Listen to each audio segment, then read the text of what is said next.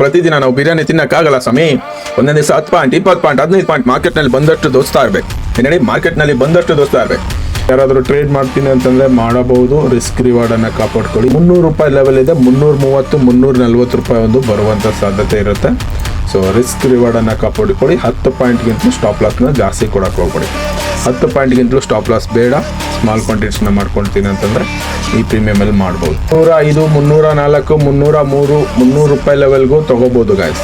295 ವರ್ಗು ತಗೋಬಹುದು. 115 10 to 15% ಕೂಡ ಓಕೆ ಅಂತ ಇರಬೇಕು ನಿಮ್ಮ ಮನಸ್ಸಲ್ಲಿ. ಡೈಲಿ 100 ಪಾಯಿಂಟ್ 200 ಪಾಯಿಂಟ್ ಮಾಡೋಕ್ಕಾಗಲ್ಲ ಸ್ನೇಹಿತರೆ. ಒಂದು 5 ನಿಮಿಷ ಮೇಲೆ ಸಸ್ಟೈನ್ ಆಯ್ತು ಅನ್ಕೊಳ್ಳಿ, ಪ್ರೀಮಿಯಂ ಸಕ್ಕದಾಗಿ ಓಡುತ್ತೆ. ಓಡಿ ಹೋಗುತ್ತೆ. 336 336 336 340 337 ರೀಚ್ ಆಗ್ಬಿಡ್ತು ಬಿಡಿ. ರೀಚ್ ಆಗ್ಬಿಡ್ತು. 340 ರೀಚ್ ಆಗೋಯ್ತು. ನನ್ನ ಸೆಕೆಂಡ್ ಟಾರ್ಗೆಟ್ 340 ರೀಚ್ ಆಗೋಯ್ತು. 340 ರೀಚ್ ಆಗೋಯ್ತು. 340 ರೀಚ್ ಆಗೋಯ್ತು ಸರ್. ಕರೆಕ್ಟ್ ಆಗಿ 340 ರೀಚ್ ಆಗಿ ಹೋಗಿದೆ. 40 ಪಾಯಿಂಟ್ ಗಾಯ್ಸ್. ಇಲ್ಲಿಂದ ಈ ಅನಾಲಿಸಿಸ್ ನ ಬೀಟ್ ಮಾಡಕ್ಕಾಗತ್ತಾ ಯಾರಿಗಾದ್ರು?